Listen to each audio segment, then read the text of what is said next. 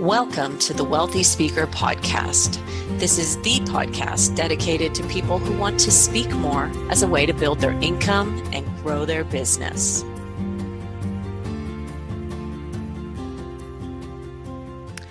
Well, welcome everyone to the Wealthy Speaker Podcast. It's Jane Atkinson here, and as the founder of the Wealthy Speaker University, I want to let you know that new courses, new programs, new coaching offers are constantly being explored here.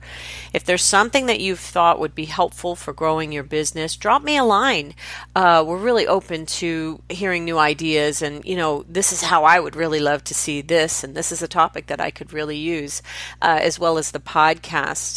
Today, I was just exploring the idea of doing a live virtual workshop, and so that's going to be something I'll need input from you all in terms of how to best spend a couple of hours. What topics would you really want to dive into? But let's get to today's topic, in which we're really drilling down to two forms of getting more business. Number one is crushing the platform. Number two is rocking the video. The video is really required to get you onto those bigger platforms. And our guest expert today is Robin Creasman. Welcome, Robin. Hey, Jane. Good to be with you. Well, it's been a while.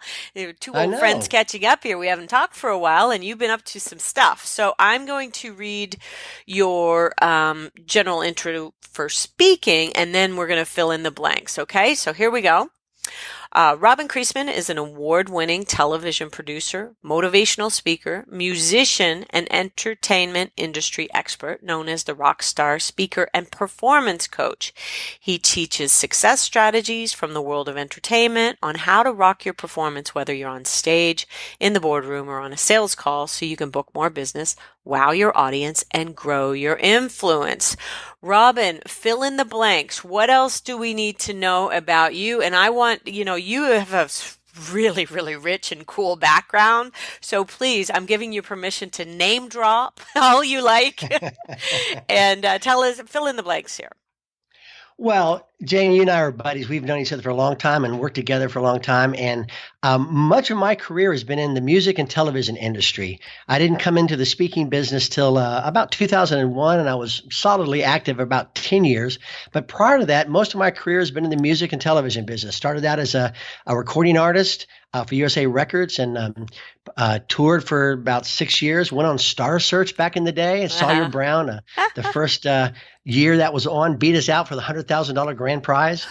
And we did 3 records, and I wanted to be a rock star. That was my goal. And it finally just didn't happen. We had a lot of regional success and some touring success, but we didn't get over the hump.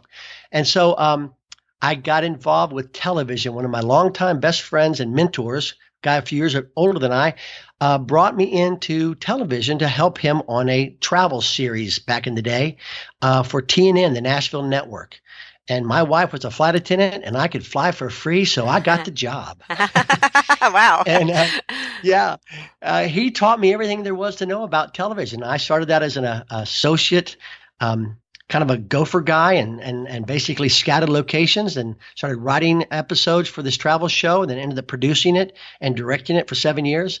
And that led into a 25-year career of producing primarily music documentary type series and lifestyle entertainment series for TNN, the Nashville network, NBC. We did the first NASCAR special for NBC. I did 5 specials on Jeff Gordon, the NASCAR driver, produced Terry Bradshaw, and then a lot of country music artists. Had a series called Full Access on Tour that ran for 6 years that basically was a behind-the-scenes look at life on the road with virtually everybody that was anybody in the late 90s except for Garth Brooks. Wow. So Trish Yearwood, Vince Gill, Brooks and Dunn, George Jones, Tammy Wynette, Travis Tritt, Joe Diffie, Pam Tillis, just a who's who of the 90s country artists were people that I spent 4, 5, 6 days on the road 3 times a year documenting their life.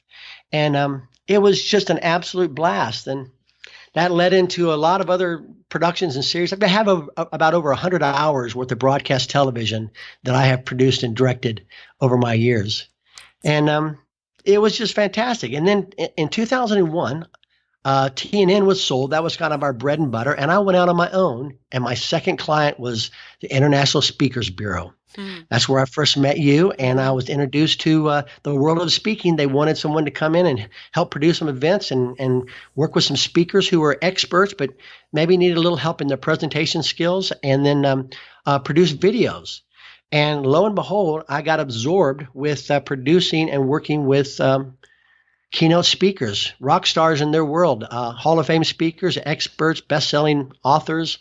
And I didn't know that much about the speaking business, except my dad was real close with Zig Ziglar. Mhm. My dad was a pastor, and I got to see some of the best speakers in the world as a preacher's kid, but didn't really know much about the corporate side of things. And so I moved my little office down inside the International Speakers Bureau for a few years.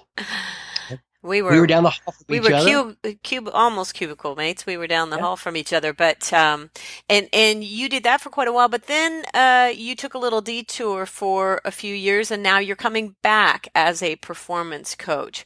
What were you That's right. doing in the hiatus there?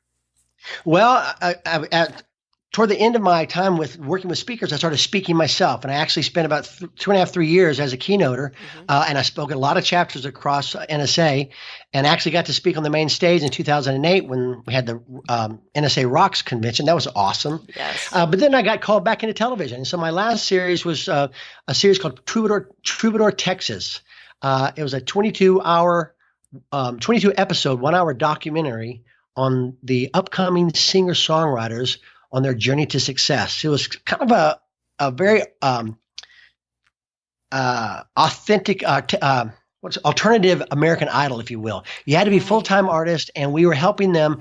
You had to be full time, and we were helping artists stand out from their pack and document their path to success, trying to get a record deal. And we signed 11 different acts to national labels, and about 14 got publishing deals. And I did auditions with about 700 acts to come through that series. And I was a supervising producer for that for 4 years on the CW network. Super cool. And then and because of that, no doubt that was a big part of the move from Dallas to Hill Country, to Yeah, I Austin took the area. year off last year. We finished in 16 and took the year off and moved down from Dallas down here and kind of taken a chill pill. And my wife said, you've had enough time off. You got to get back to work." So I stepped back into doing what I love to do, and that's working with speakers. I'm speaking some, will be this year, Hmm. but primarily I'm focusing on helping speakers stand out on stage Rock the and deliver stage. what I call a rock star keynote. Okay, and so that's where we'll begin our conversation. You've, with this rich music background, you've spent a lot of years on the platform in two different ways. So, one, as a rock star, and then two, as a keynote speaker. Tell me what some of the differences might be between those two. You're doing a show versus a keynote. There are some differences, but more importantly, there's a lot of similarities. Okay, let's talk about Uh, those. so let me focus there for a minute. First of all, as a musician, there's a difference between a wannabe musician, kind of a garage band guy, and a opening act person, and then a headliner. Mm. And the same thing we have in speaking. There's the Rotary Club, startup speakers. There's the independent speaker, and there's the bureau focused speaker. And everyone, each of these two categories are trying to stand out amongst themselves, and they're trying to be good at what they do. And but there's a lot of competition. And here's what's interesting: every level that you go to as a musician, as well as every level you go to as a speaker, there's a new level of competition, and you step into a new realm that you now have to start over.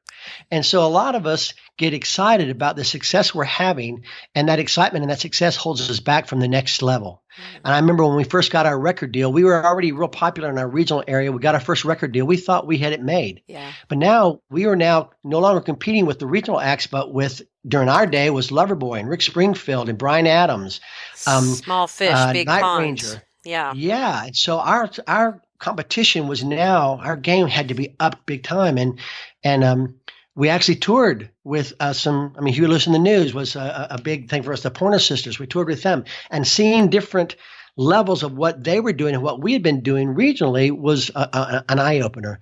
And so as a a rock star, and I use the word rock star, and let me qualify that. It's Yes. not leather pants and hit songs and sex, drugs, and rock and roll. It's not that. It's about really being great at what you do, so good that people want to hang with you. They love you. You're the chosen one. Yeah. And you can be a rock star author, a rock star CEO, a rock star ball player. It's just being the best of the best. And so that's what I refer to when I'm meaning a rock star speaker. It's not that it's all about Yeah. you're just You're not going to really carry a good at what you guitar on stage, but one of the things that I think this podcast can help prepare people for is really taking that next step up to the bigger platform, the bigger stage. So some of my clients, we're preparing them right now for not audiences of 100 in the hundreds, but audiences in the thousands and the two iMags on either side of the screen. And now you're in a different ballpark. Okay. So can we imagine that that's what we're prepping people for here on this podcast? absolutely, Okay. absolutely.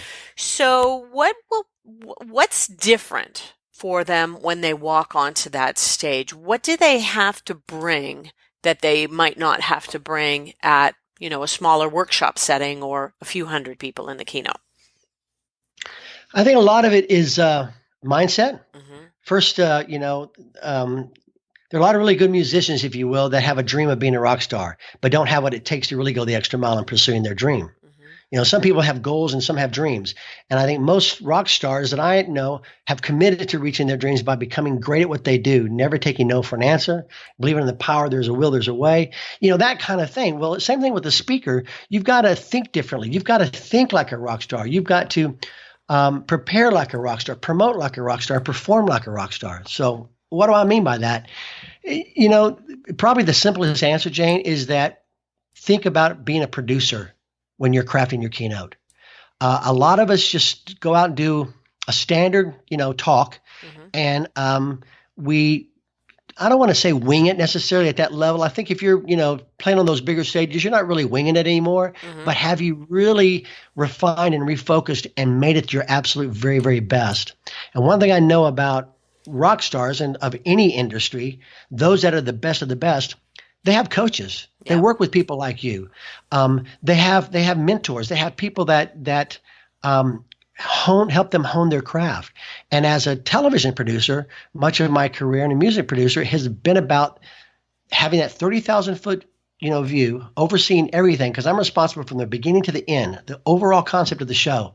And I've got other people that work in the minutia a lot of times, but I've got to make sure that the overarching essence of what that show is about is done and delivered perfectly. And a lot of us don't take that perspective.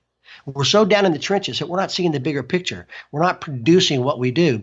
And every performance, whether it's a Broadway play, a rock concert, a comedian on stage, of course, any kind of live performance, it is produced to the max.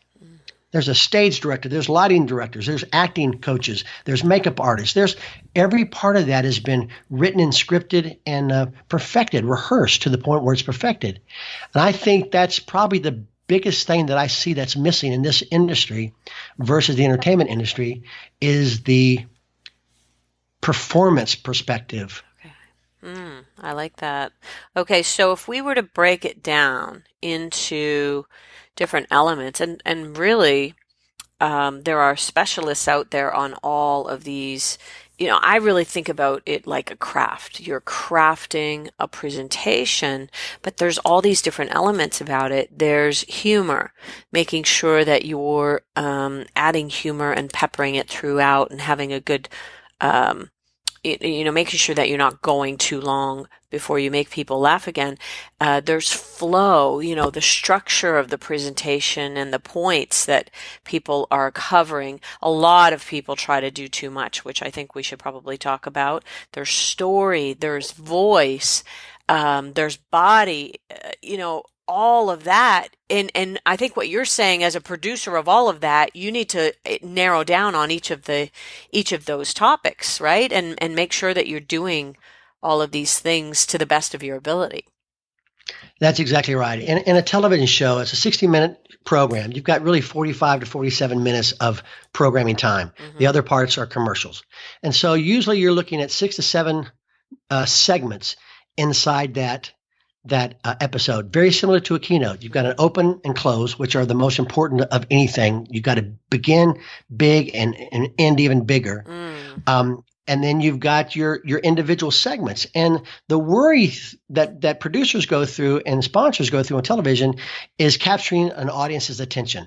There's so many choices, so many channels. Mm-hmm. And so when they're surfing and they hit your program, you've got to jump off the page and you've got to capture them in that first 20, 30 seconds so they don't go away. Then it comes into the next minute, then the next 3 minutes. And so your first 7 minutes of your opening segment has got to be so engaging that when it comes to the commercial, and we're going to lose them now for 2 to 4 minutes, they're going to want to come back. Right. And that's really so first 7 minutes, the first things that are out of your mouth, should that be the thing that you have down the most out of anything in your presentation? I mean, I find after 7 minutes, now I'm relaxing, I'm in my groove.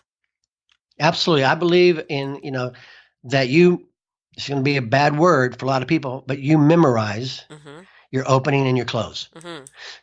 You memorize it so well that no one knows you're reciting something. You know it so well I call it that in your bones. It's in your it's in bones, your and now you're just having a conversation with people. absolutely. There's something about rehearsing Mm-hmm. to the point where you know that you know. I mean, think about it from a musician standpoint for a second. Just jump over there real quickly. Okay. First of all, you've got to, the song's got to be written. Then they've got to know the song so well that they go and record it. And they come back and they rehearse it time and time again. And they deliver that show over and over and over. They don't think about the performance of that song. They don't think about the chords, about the words. They know it so well in their bones, as you say, that they now can perform it. And that's what you want to do as a keynote speaker. You want to be able to perform and be so authentic in your performance that they don't know you're performing. It's never about showing a performance. Right. It's about being so authentic. It's funny. I was watching the first episode of American Idol last night. Oh, And really? You saw that? I was watching iHeartRadio, so I missed it. there's some cheesiness to it. Obviously, Yeah. it's changed a lot from when I used to be a fan when Simon Cowell was back in the Mm-hmm. day. But Yeah. there was this girl that thought she was the best of the best of the best. She was the Broadway performer, and she came on and she was so freaking over the top, Yeah. and yet she thought she was so great. And the audience, I mean, the answer was from the judges, you know what? You may be really good as a singer and a talent, but in this market and what Yeah. we're country music, pop music, and R&B. Right. Lionel Richie was talking about that. And in this industry, in this little niche that we have, what you do does not work here. Right. It doesn't fit. And so, because she was performing and she Yeah. was giving you, 90 to nothing from the beginning. So there's a part of that you've got to have the overarching view of the big picture, but you've got to get into the trenches, and that first 7 minutes has got to stand out like crazy. And you've got to know it so well, to your point, that you can kind of begin to loosen up and be in the flow. And But what's interesting, go ahead. well, I was going to say, and be present. When we have our clients prepping for TED Talks, you get it in your bones and you do all your work on the front end, but then you forget all about that and just show up and be present for those people in that audience so that you aren't robotic about it and being in your head about where you're going next. Absolutely. I've got some friends who I know who know their keynote so well. Boy, if anything changes, anything happens in the room, They they can't get lost. they can't deal They can't handle it. because they're No. not present. They're in their heads. And then they're delivering it really, really well. Mm-hmm. But it's about being authentic. It's about knowing it so much that you can talk around it without saying it if you don't have to. If something happens, if a fire alarm goes off, Yeah. you've got to go with the vamp and be able to know, stay in the moment and work through that emergency. And then when it comes back to you, you got to keep going and not be so, tied to a memorization of your presentation that you get lost. You've got to know it that well. Yeah. In your bones. I like that. Okay. So if we wanted to add, let's say we've been going along delivering kind of the same old presentation. What if we wanted to add more sizzle? What what might that look like? Well, I like to take every segment of your speech um, and break it down as a module. Okay. And inside that module, it's got to be produced as well. There's a beginning, middle, and end. And Right. you've got to make sure every one of those 7 to 11 minutes, which I think is the kind of the ultimate time frame. I'm basing this on television and on the statistics that we know of keeping people's attention. Every 7 to 11 minutes, you've got to do something different. And so in that 7 to 11 minutes, just like coming back from commercial break, we've got to capture them in the beginning, have a solid middle, and have, tease them and entice them on the end that they want to stay and want to come back when we lose them for commercial. Okay. So that same premise comes to the forefront in your keynote. And I think it's about, in the simplest terms, I think each segment's got to have a great setup, your spin on what the problem is, what you want to talk about. Mm-hmm. You kind of agitate that a little bit, and then you have a story that showcases that in reality. Or in a different form besides facts and figures. And so you tell that story, and then there's an application from that. There's a lesson learned, and how does it apply back to the audience? And so in the simplest terms, it's a setup, story, and application. But your story may be 2 minutes, and you need 4.5 or 5 minutes. Well, you tell a second story, or you tell a longer story. But I think how you add sizzle to it, it's about the quality of the stories that you're telling, well, let me set the stage here for a moment. There are certainly different types of speakers. Some are very informative, high content, a lot of financial, banking industries, things that are different than customer service necessarily. Right. And so the type of content you're going to be delivering, the type of entertainment factor you might bring to the table, is different, but yet it's the same. The concept is the same. You've got to engage, you've got to entertain, you've got to inspire, you've got to motivate. And so when you are in that process, sometimes just a short little moment of a fun story can break that monotony. I sing some in my presentation. So that's something as a musician, I play guitar and sing. So that kind of breaks it up, but I do it with a story and a message behind it. So if you're not a magician or a comedian or something, how do you do that? Well, story is the best way. Story can be funny, can be emotional, can be hilarious, And then the point at the end of the story is your opportunity to turn it around and make it about them. Do you Absolutely. encourage your clients to do their homework, do their research so that their audience can be the heroes in their stories? Absolutely. It's not about you. And that's one of the biggest mistakes I see a lot of speakers make. It's too much about them and not enough about the audience. It's a data dump. Right. They're boring, and it's just they're irrelevant. And so you definitely have to know who your audience is, and you've got to plan for that. Peter Sheehan is a dynamic speaker, and he's a high content speaker, and he is so keen on who his audience is.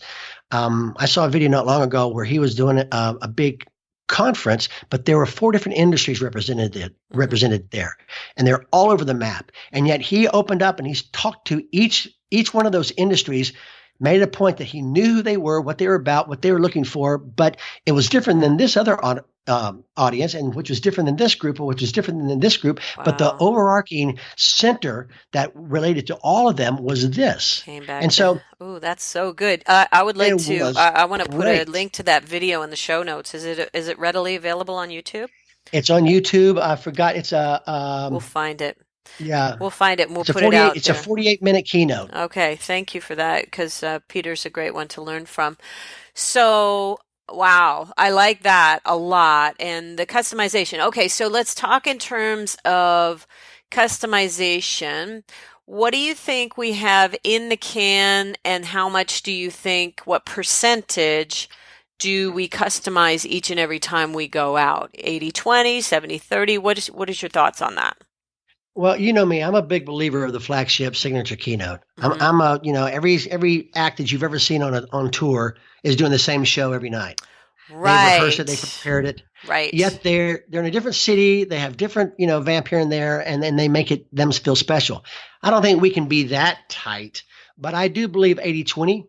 I believe that the best of the best of your keynote needs to be the best of you. I think it needs to be crafted and honed and produced and quote unquote scripted to the point that you know what you're not going to say, not that you're going to repeat it verbatim, but you're putting the best of your knowledge. And the reason they're bringing you in is to be your best and give them the best. Now you want to make it about them. You always turn the message relative to them, whether depending on what organization it is, you use their verbiage, you use their vernaculars, you make it relevant, to that person sitting in the seat. So they know that you're talking to them, because some of us just go through and just verbatim and they don't make it about them, and that doesn't work either.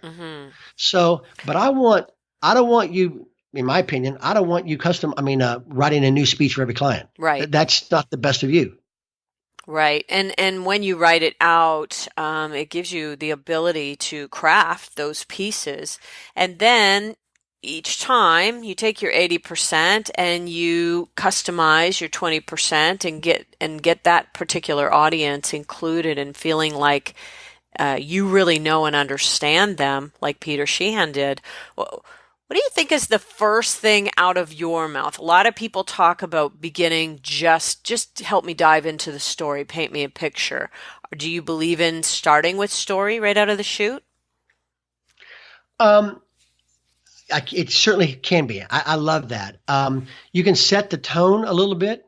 You can, provocative question of some sort.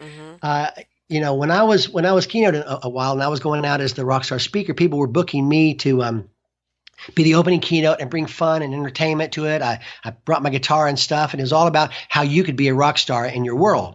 And so I come up with something like, rock and roll has been a part of our life now for over 50 years. From Elvis to the Beatles, Eric Clapton, Elton John, the Monkees to Madonna. I mean, we love our rock stars, right? You got Bono, Sting, McCartney, Mick Jagger, Milli Vanilli. Okay, just kidding about Right. Jagger. So you're getting the laugh. Okay. Yeah. And hey, these rock stars have stood the test of time. They've separated themselves from the average musician. So blah, blah, blah. And so how can we do that? How can you do that? Well, today we're going to be talking about such and such. That's neat. And then I'd go right into a story. Yeah, that's neat. About being in a concert. So they get the idea that this is different. I've got music playing underneath me. So as a producer, I'm using my PowerPoint, quote unquote, to have music beds underneath me. I have a lot of photographs of rock star images and stuff. So when I start talking about being at a concert, they're seeing a concert image on stage. So it would captivate them, and that it's a different model than the CEO speaking, right? Right. And you're shaking them out of their cell phone, really, because most people, when they sit down to a presentation, or if they've been in they're looking at their phone. So you've got to grab them and bring them into the room with you. Okay, so it could be a powerful story. It could be an idea, a concept, and you're giving them the concept of rock star, and then you're going into story. Okay, I like it. I like it a lot. What do you think some of the best practices are for keynotes? Maybe we're talking about stage or voice or tone or tempo. What do you think some of the best practices might be? Yeah. Well, start big and finish bigger. That's first and foremost. You've got to have that. And I like to think of your keynote as a roller coaster. There's so many different emotions and feelings when you're going through a roller coaster. As you're leaving the station, you're grinding up that hill. Something's coming. There's a big anticipation, and then boom, you go down the big drop, and you took a big turn, and you go back another turn, and then you start climbing up that next one, and you go around. Then you go to the top, and you go through the double loop. You're a lot of ups and downs.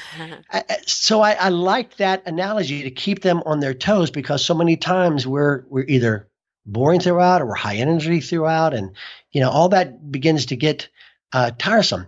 And I like to think of it as a set list. If you were to think of a rock star concert and what happens in the set list, there's a big difference to what I'm about to say compared to what a speaker is, because, and this is important, and you mentioned it kind of a moment ago, when you're going to a rock star concert, that anticipation is already there.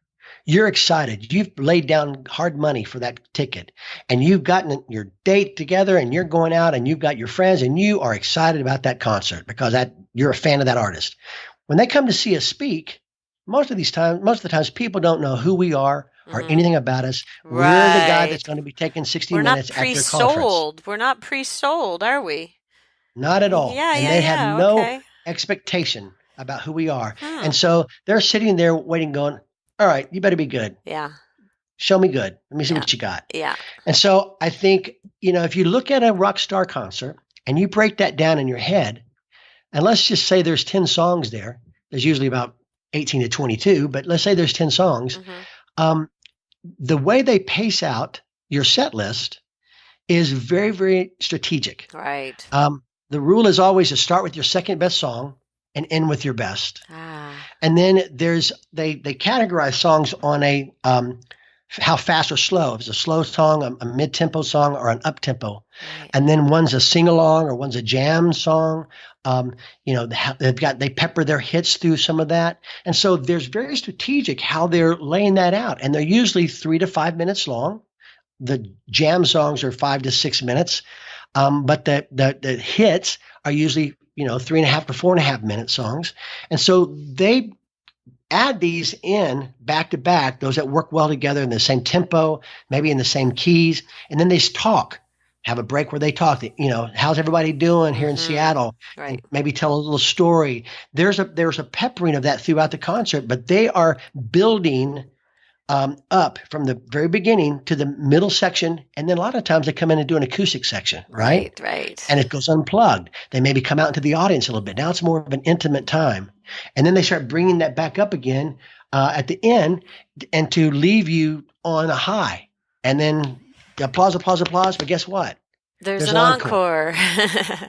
Come back and they give their very best song. Yeah, the cream And of there the may crop. be a second encore. And a Mm, lot of times they'll end with just an acoustic thing or something a cappella mm, because that's kind of saying, all right, we're done now. mm-hmm. But they have taken you on that little bit of a roller coaster ride. And so when we're looking at our speech, putting our producer hat on, we have to look at the same thing. Okay, what are my high point moments? What are my fast songs, if you will? And then what are my slow songs? Right. And so Oh, um, I like that. the So you emotional could kind of side, categorize all of your segments in terms of energy almost, couldn't you? absolutely, Yeah, that's cool. absolutely. Those are more poignant. Those are more content heavy, and I think you can use the stage in that same scenario. A lot of us use the stage as a platform, and I mean a centerpiece where we just stand there. And I like to think of using the stage like Mick Jagger uses the stage versus James Taylor. Right. Both James are Taylor incredible sits art. in he's all about the voice, whereas Mick is everywhere, right? That's right. And so use a combination of that. I mean, James has got a much better voice and much better story songs that really kind of call for that more of an intimate type thing. I mean, James gets it riled up. I mean, I'm not saying he's not, 'cause I love him, So but something just dawned on me. Your James Taylor moment is when you are at the end or telling a very emotional story or something that you just really want people to. So you're standing still and you're making them come to you. Whereas a different shift of energy, you're moving all over the place, like using the stage to tell different types of stories. that's exactly right. I like to think of going from 2D to 3D. Mm, Because in the television business, we have the talking head interview style, right. and then that gets the information across. I mean, that works. There's the person who has the story. He's telling the story. The words are the same, and you get the story, right? Right, right. But then you add the quote unquote B-roll, what we call B-roll. It's the other images that relate to what he's talking about. Right. When he was in that cabin down by the river, and his child was out fishing before he fell in the river, Right. you see that cabin, you see that child out there with the fishing pole, and all of a sudden he falls in, and the father's running out. You're seeing that while they're telling the story. It's like, Hmm. oh my Yeah. goodness, Yeah. So use the stage to kind of set the stage of the Right. story. Yeah, that's good. I like it. I like it a lot. What else? Is there anything else that I guess we could also be thinking about our vocal range? And I just love when you're talking about these different acts and how they might deliver their set list. I'm thinking about that now in a different way, and I really like that you're bringing that to the table. So thank you for that. Yeah. Um, range of voice and, maybe kind of whispering to bring people in to tell a story that might be a little bit different. Talk about vocal range a little bit for a sec. Well, vocal range and energy can be a huge asset for you, or as well as can be a big deterrent. Like this girl on American Idol last night, she was Too on big. 10 all the way through, and Yeah. everyone was cringing, Yeah. and nobody wants that. No. So you have to use that emotion, and there's times when you do get soft, and you time get quiet, and you slow down. And other times you're, man, this is so hilarious. Yeah. I was speaking for a large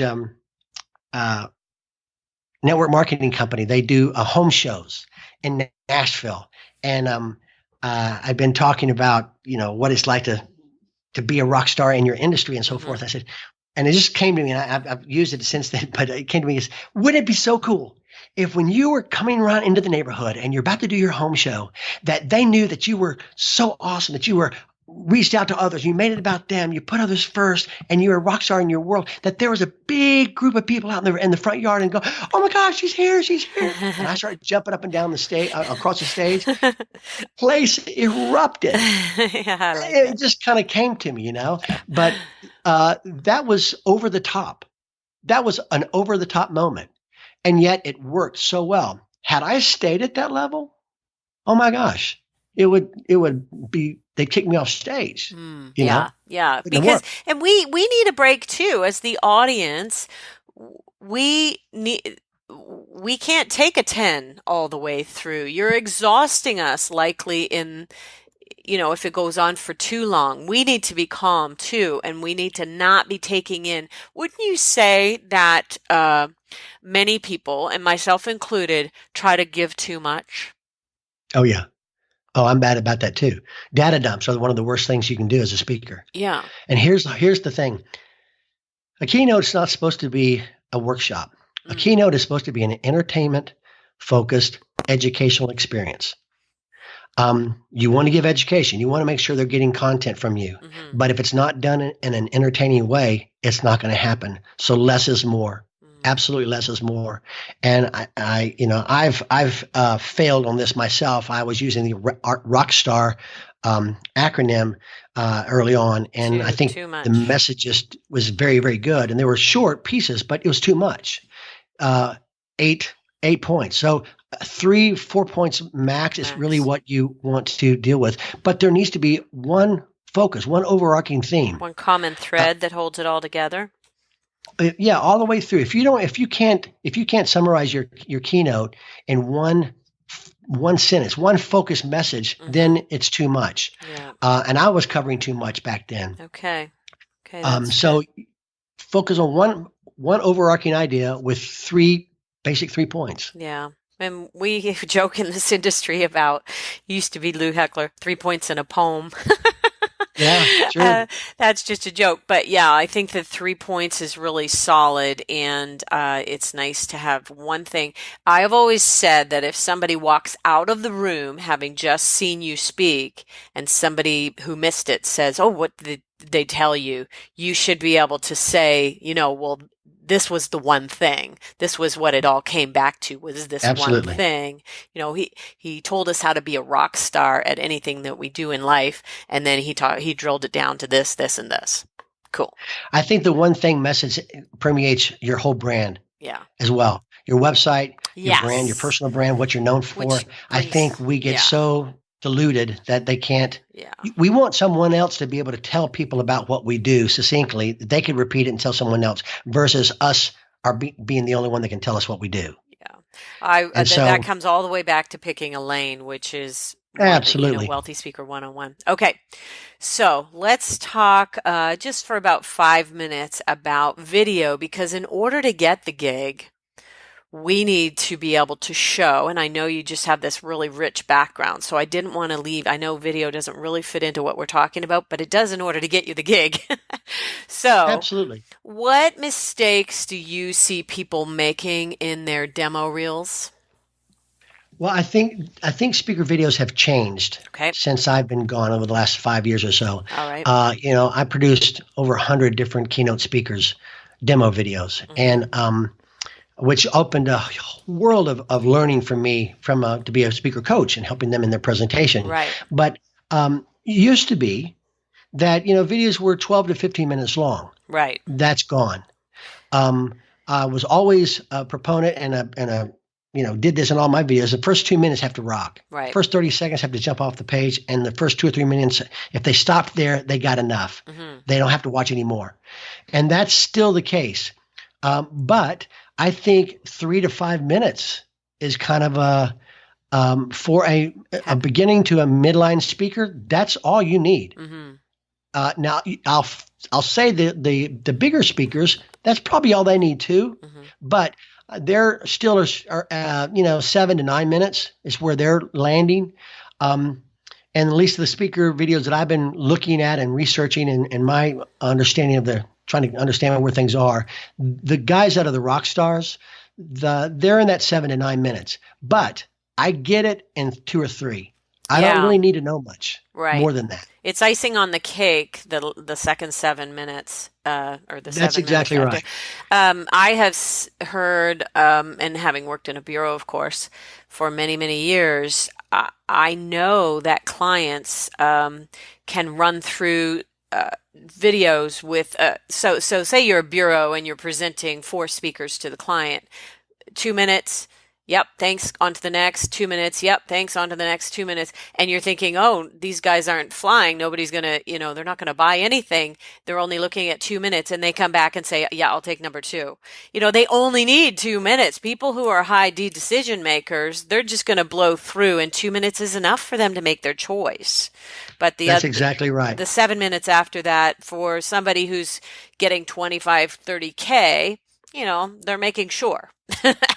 Yeah, that's exactly right. I've always, my goal was always to make your video end up in the maybe pile. Yeah. There's a trash pile and the maybe pile. And doing exactly what you explained a moment ago, they're going to quickly put it in, take a look at it, and they can decide if I want to look at that later and review it some more. That's the maybe pile. They can quickly decide, nope, not for me, and it goes in the trash pile. So the goal is always get into the maybe pile. That's when they'll bring out your other materials. You maybe look at it a little bit more. There may be a committee involved. Yeah. And so they want to make assurance that it's going to be real. Let me see the whole 7 minutes. Good. But those first 30 seconds to 2 minutes is it. All right. So you've been doing some research lately. What are some of the best speaking reels that you've seen, or what are some of the components? Well, I think sizzle sells still. Okay. Fast moving cuts, a lot of energy, a lot of great crowd shots. A lot of big stages. A big stage says so much without saying a word. Yeah, so true. And that's what I'm saying to my clients is we're going to show you on the big stage, even if that's not what you're doing all the time, because that's where you want to be. So, absolutely. Kendra Hall, one of my clients, has this great saying, we'll speak for video. This is something that she did back in the early days. She would have taken a free speech in front of 5,000 people just to grab that video. And I think that's really good advice, don't you? Absolutely. Kendra is one of my favorite hot speakers right now. And I love what you guys have done together. I love her website. I love her video. I love her message. I love what she does on stage. She's the total package. Yeah, she really is. She's a hot rock. I don't take a lot of credit. Just know she's a woman who really is an amazing writer, an amazing talented person. And so what she's done is mostly on her. I've just been here to guide for a while there. We were trying to get her business. She said it was like trying to push the boulder up the hill. And then my questions from her became the boulder chasing her down the other side of the hill. And she had a whole new slew of problems that we had to sort through. So, but really they've done an amazing thing. Okay. So we've got KendraHall.com to go take a look at a good sizzle reel. Who else should we point people to? Probably Peter Sheehan has a pretty good demo on his Peter site. Sheehan has a great one as well. Victoria, Victoria LeBon. I've worked with Victoria for years. We'll make sure that she we is put the these bomb. in the show notes. And I love that Victoria's coming at things from, she trained as a mime. So she's got the body, she's really in her body when she walks on stage. And I think you're seeing something very different from somebody else. And I think that's interesting to study that as well. So Victoria's a great model. I've worked with Victoria since the very, very beginning, did her very first videos. And she is someone who takes what she does so extremely serious. I was with Yes. her this past week in New Craft. York Yeah. on another project, and it is a craft. And she takes everything to she produces to the max. She's a Mm. great producer, and she thinks about her audience and how she can make it unique to them in everything she does. And so when you look at Kendra and when you look at Victoria, two great models. Vince Basenti, our great buddy, and you're Mm-hmm. partner for years and years. Yep. Um, he's brilliant. I was talking to him the other day, and he's got 5 or 6 keynotes on his page.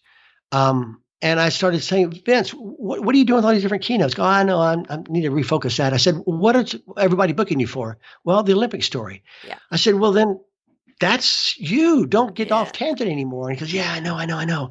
But he's brilliant Yeah. at that, and his keynote rocks from the moment, the first 70 seconds rocks. And if And people so haven't seen it, it's Vince up on a chair demonstrating what it looks like to go 150 miles an hour on skis.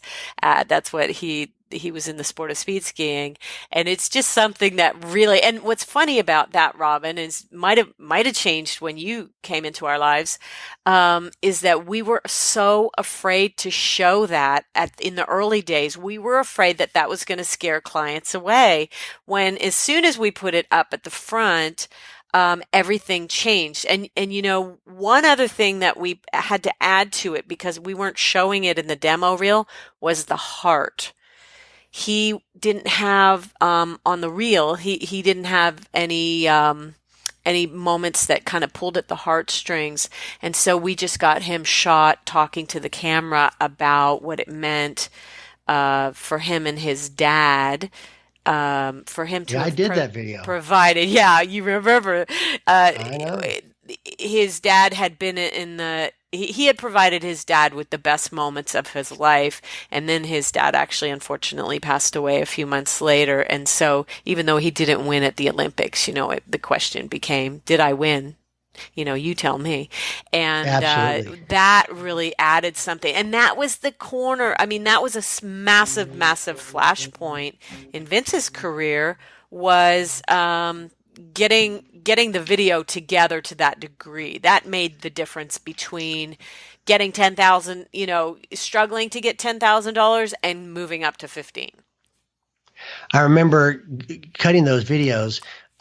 He had 5 or 6 keynotes, and he's doing that the chair bit all the way through. And so I cut pieces from each Mm-hmm. different presentation and made it the singular presentation. And yet, so he's in different stages, different clothes, different moments, but the context was all the same. Right. And it was just so funny and poignant and brilliant and Powerful. entertaining. And Yeah. the people's expressions on their face when they're seeing him on that stage, they're thinking he's going to fall off at any moment. He always talks about, can the first 70 seconds of your keynote be the first 70 seconds of your video? Mm, And it was, yeah. and it was amazing for him. And yes, to your point, that adding the father story in there softened that side because it was hard, it was real, and everyone could experience that. So he Yeah. had so many different dynamics, kind of that same roller coaster mentality inside his video as well. But even to this day, it still rocks. And so so I would say Victoria, Kendra, Vince, Vin Jiang Oh, is great. yes. Yes. Peter Sheehan is great. Okay. Um, on a little not less quality, but a little different dynamic of a speaker, Karen McCullough, Yes. who She's is so funny. so funny, and she's Yeah. different, and she's a cross-generational expert. Yep. But it's not necessarily the big stages, but it's very different. And She then should be someone on the big stage if she's she not. should be Yeah. absolutely, because she's that good. Yep. And then someone who is I don't know her. I know that you've interviewed her, but Erin Gargan. Oh yeah, she's just watch out. Erin Gargan will be the belle of the ball here in very short order. She's already on her way there, and I can see her doing crowds of 15,000 people. I can too. She'll be rocking it. So as soon as the direct selling clients catch on to her, and I think it's already starting to happen, that will be she'll just and we just had this conversation recently. It was you're just setting you just need to get all your systems in order to manage what's about to happen. I'm so lucky and blessed, and you probably feel the same way, that I get to surround myself with such cool people, Robin. I know that's what I've missed. I really, honestly, I've still stayed in contact with a lot of my friends because I still spoke some during my television days. So it wasn't like I ran away. Hmm. I've still been following in the mix of things, but not taking on clients. But you're absolutely correct. I mean, these are some of the most fantastic people, and that we get to meet and get to hang with, and our situation, the chairs that we sit in, we get to know them so well because we are partnering with them and building their careers. It's very, very cool. But Erin is someone that I think is someone who may not have a bunch of big stages, Hmm. can look at her video and look at some of the principles and the concepts and apply them to theirs, because she's got a lot of great use of graphics, Yep. some media placement, which I'm not a fan of. A lot of people used to start off and have interviews with them.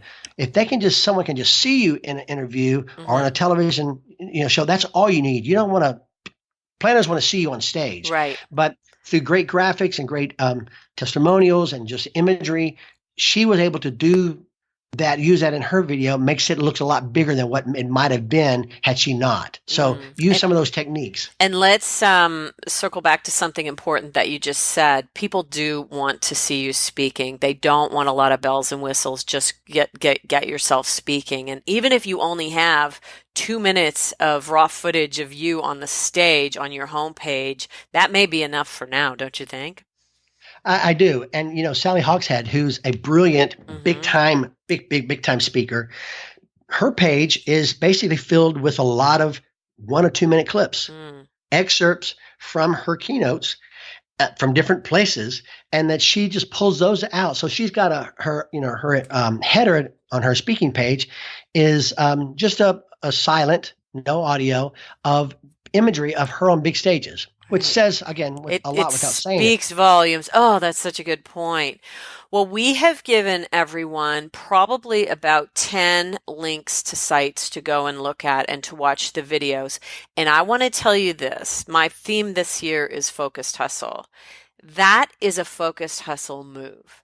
If you Yeah. sat down for an hour or two and studied videos, that's what those people who are on those videos have already done. And that's why they're on our list. So really be thinking about it. Yes, it's work. Yes, it's going to take some time, but do it because that's what's going to get you there. And they're your competition. Yeah. They're your competition. Just like when we got the record deal and now we're competing with Rick Springfield and Night Ranger and Brian Adams. Yeah. These guys are your competition. If that's where you want to be, and you need to be thinking big Yep. and planning to be that, you've got to be articulating all the steps that you need to go through to be at that level. And so you got to look at the model and see what you've got to strive for. And so that's your competition. Robin Creasman, wow. We have packed a lot into our 52 minutes together today. If people would like to know more about the Rockstar coaching that you do, where should they go? My website, Robin Creasman, ROBINCREASMAN. Or if you forget that, just think of Rockstar Speaker. Go to rockstarspeaker.com. And you can sign up for my little email list, and I'll give with you the 10 biggest mistakes that I find that keynote speakers make. But also you can, down at the bottom, if you'd like just to schedule a free call with me, just to chat about where you are in your speaking and how I might could help you, I'd love to do that. You can just go to Great. my page and go down to the bottom and click a link and pick a time, and we'll have a call. Love it. Love it. Well, Robin, thank you so much. If you listeners have appreciated the information that you have gotten today from this podcast, please give us a rating, give us some testimonials, share it with other people so that we can get the word out about the Wealthy Speaker podcast. We have been building momentum now for, I think I've been doing these interviews for probably over 5 years before podcasts were even really a thing. But I want to say thank you with massive gratitude for those of you who have been listening to all of the podcasts and for helping us become more known to everyone else. And with that, we will say thanks again to Robin Creasman, and we'll see you soon, Wealthy Speakers. Bye for now. Thanks for listening to the Wealthy Speaker Show. Please visit speakerlauncher.com for your free Wealthy Speaker audit, and visit speakerlauncher.com/podcast for show notes and many more resources to help you catapult your speaking business. See you soon, Wealthy Speakers.